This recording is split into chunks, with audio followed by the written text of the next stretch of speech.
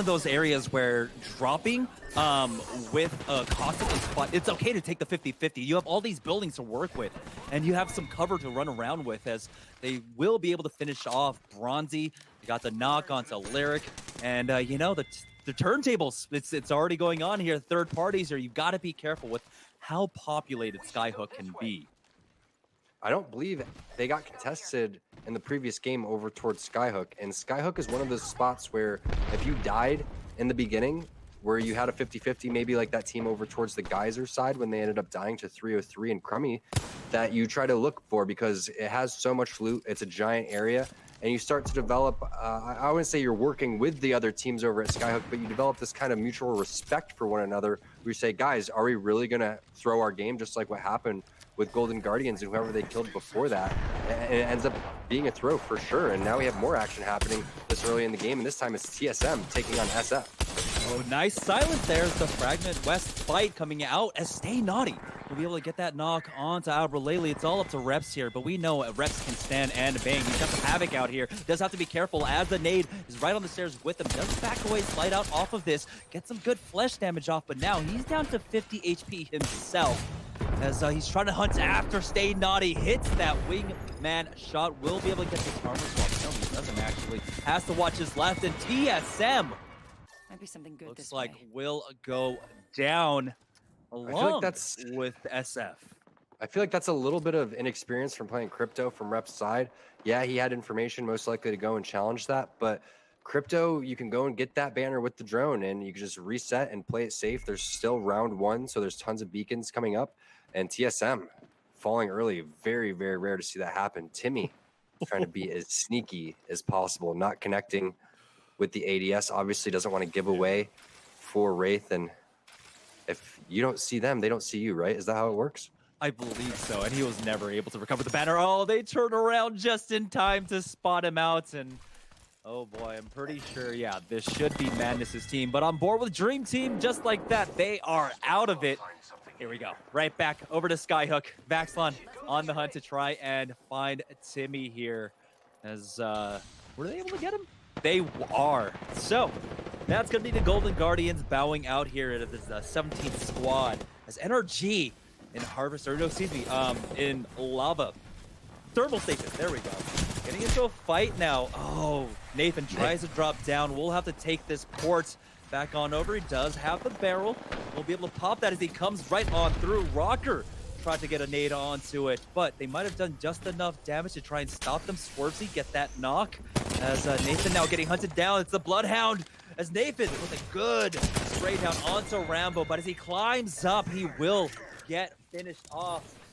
That is going to be Swervesy, Clean, and Rambo to clean up NRG. But oh, here's the third party coming in. Stanix gets the knock onto Clean, and Swervesy will try and port his team out of this. Remember, you only have 75 meters now to work on this port, so the distance can be closed easily by that third party. It's going to be crazy if he gets out of this. 2 players down. Rambo takes the portal back by accident. I'm not sure if he was doing that to go and try to get an armor swap or not, but it looks like he's just going to fall back. And the res happens for both players, and they're able to get out of there. And the Bloodhound Revenant, very interesting combo, is just more action happening all over the map. And this is what we talked about with having less Pathfinders, just fights back and forth. This time, Sentinels dropping 303. Looks like they were rotating over from Geyser, and Sentinels, they're notorious for landing on over towards the sorting factory side. So stopping a rotation over towards the 303 team, maybe making their way over towards Harvester. And that's 3 more kills going on for Sentinels. Yeah, I forget who I was talking about this with, but when you have complexity and Sentinels in the map, that's a lot of control. That's a lot of map control by 2 teams. Generally, I hear when teams are making rotations that, yeah, we're just going to completely avoid sorting factory because Sentinels tend to lurk here. They really do, because they want to catch out that fight. They like to lurk. They like to get a couple of kill points, and then they start to make the rotation in. It also seems to feed into just their aggressive play style and keeping the momentum up. And when you feel like you're just more individually skilled and have better team composition and better team chemistry and fighting, you're looking for these fights. And it kind of surprises you to see a team just waiting on over towards sorting and stopping you there, but they know that teams are coming to rotate over there, and they do want to say, hey guys, you can't come over here, and it really messes with your rotation when you can't go through such a large POI, point of interest, like over towards Sorting Factory. You don't have many more options if you want to go and make your map rotation. But it looks like we're now on board with Madness's team again, and they have information on where the circle is going to be because they do have Pathfinders. So they're going to try to rotate in here and work together. But already picking up those 3 free early kills on over towards the Skyhook side, and I'm curious what's going to happen for game 3 and 4. Are they just going to have this mutual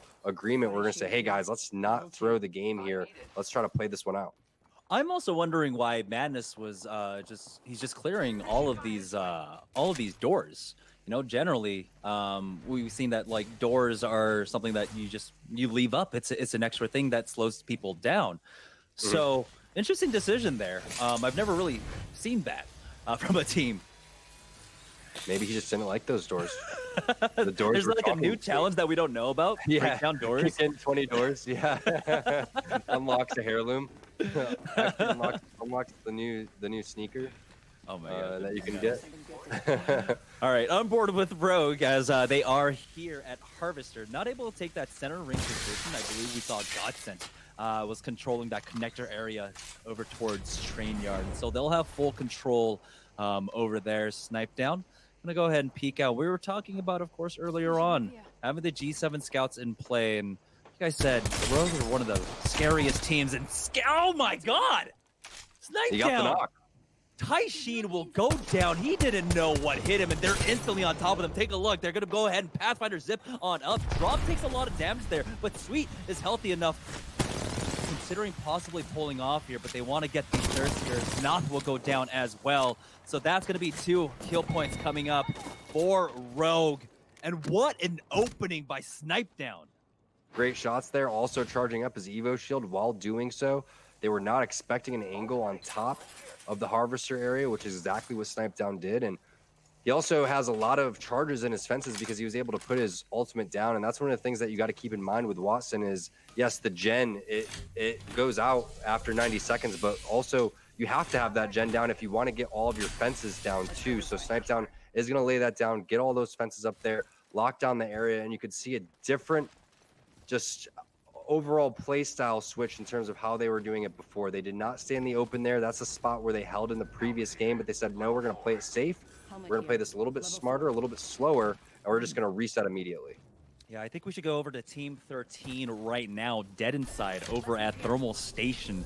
They've got a team on the edge right here as they're trying to get this fight. They want to take an isolated one right now, but they do have to be careful as Statics throwing down that port, taking a lot of damage during, but Ronnie standing his ground on top of the roof, does a good amount of damage, but he is cracked now as he does have to fall back. Statics was able to get that battery off, and so it looks like the reset will be able to come out for them here as they're the ones that have the ring applying pressure onto the other squad now. Sadiyama does have to be careful as he's starting to get burned down now. They got the first knock on to Klain. It's going to be a 3v2, and again, it's that crushing pressure coming out from the ring, and Det inside will be able to pick up 3 kill points.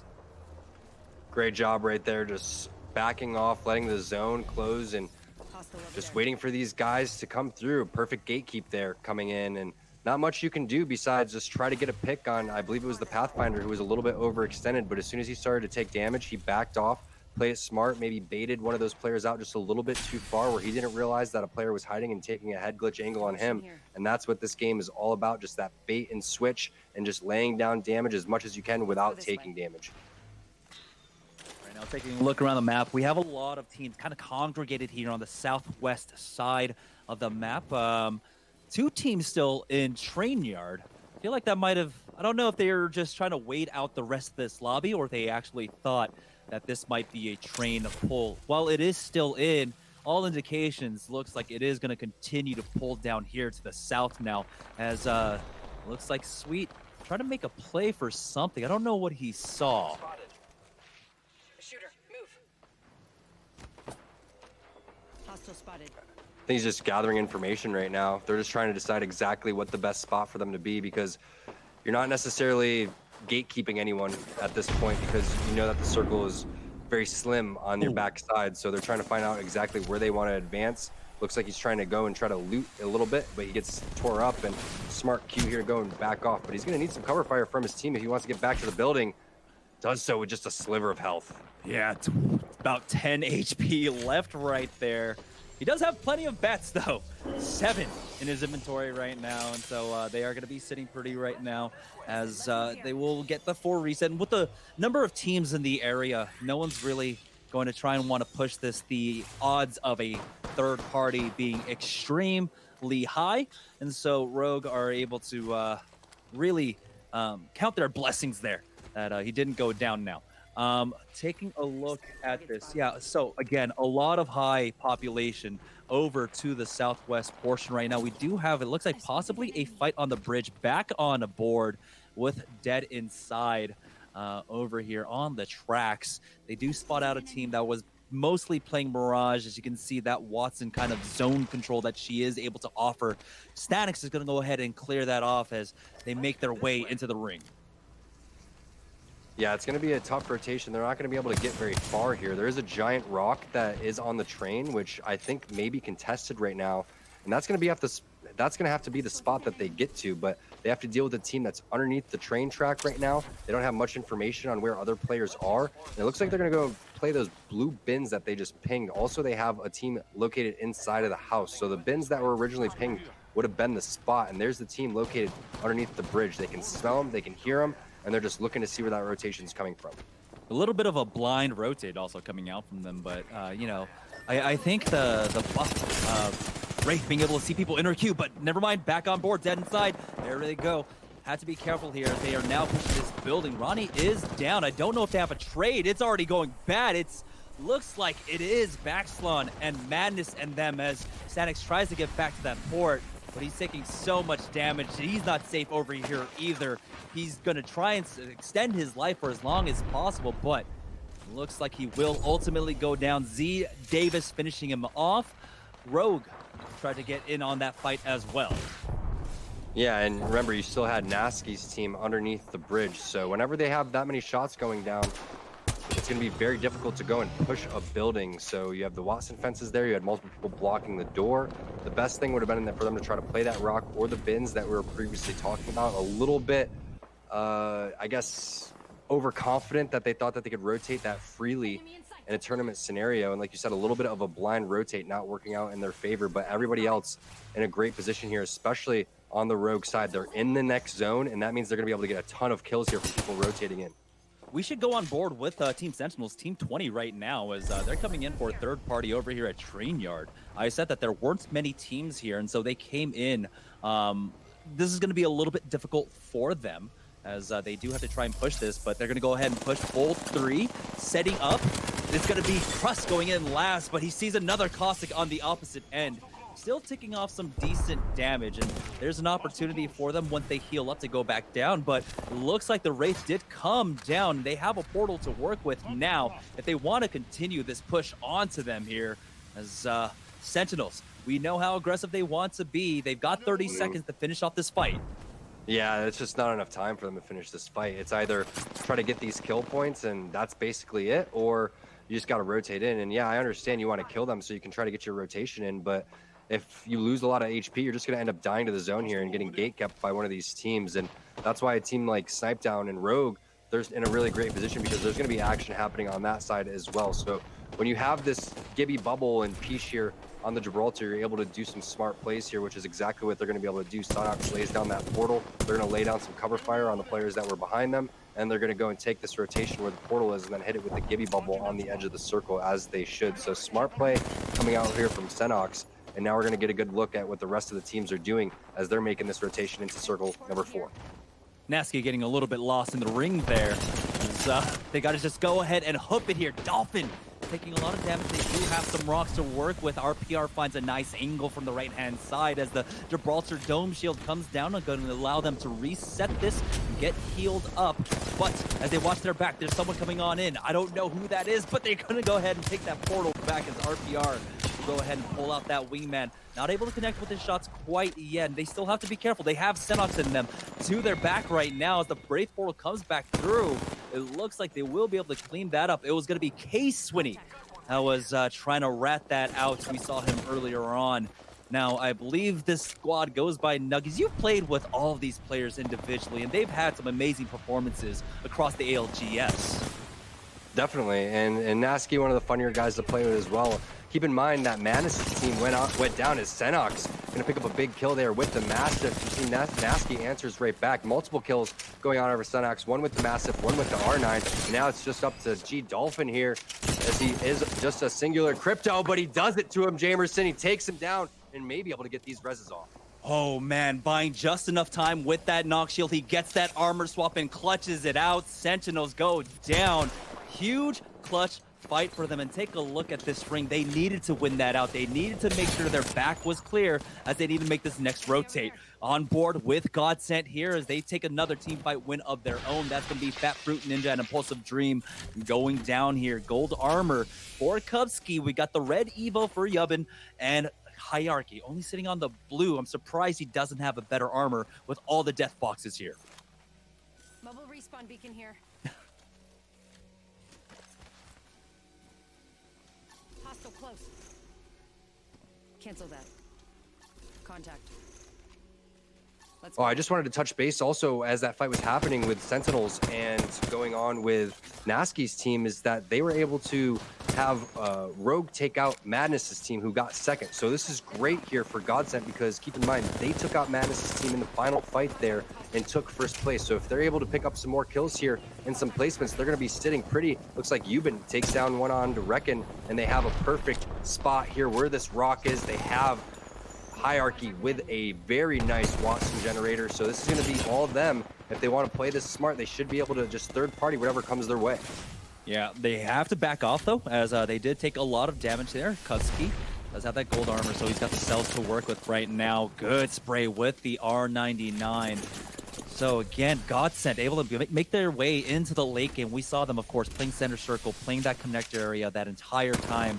And now here in the late game, these are the fruits of their labor, their patience so far. It looks like they do already have 8 kills to their name as well. So this could be a massive game number 2 for them. Really propel them forward here and grow this lead that they've got over the lobby. And we've seen 2 circles end in this vicinity, and you would say, where do these guys land? Do they land, Thermal? Do they land Mirage? Are they landing over Harvester? Is this just a lucky rotate for them? No, we watched where they landed.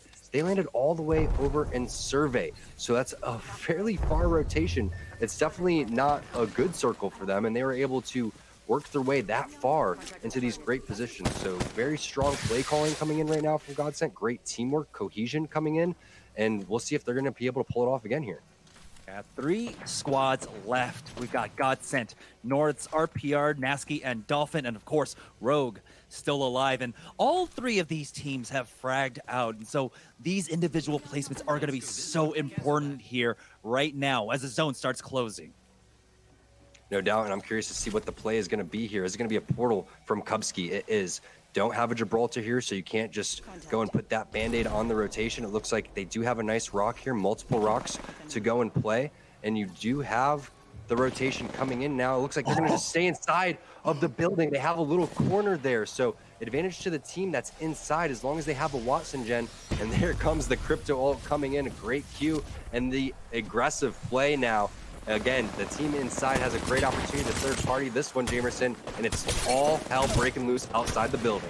They see the trades, and now Rogue are out in full force here to clean up. That is a third party if I've ever seen one. And Rogue just biding their time, absolutely blessed by that corner there, forcing those 2 teams to fight. And now we have a race for first. We're talking about how nice that building is to go and hold, how they were going to be able to pick up so many kills on the rotations. We weren't expecting the circle to go and just continually hit down towards that spot, but you're right, blessed by that little sliver there, also blessed by the Crypto ult and the aggressive play coming in. You have no idea if you're the Gibraltar and Crypto team there. I believe it was RPR and friends to go and push. You think that it's just a solo. You've already scouted the entire map with the Crypto drone. You're not expecting it to be a full team of 3 of Rogue's caliber sitting in the small sliver on the little corner of the map that's inside. So great heads up play calling coming in from Rogue, realizing the situation. And now you're right, we do have a race. You had MVP, who had a very solid game right before that, where they were able to pick up a couple of kills in Skyhook, so they're still in the race. Rogue definitely there. Godsent there. Sentinels was able to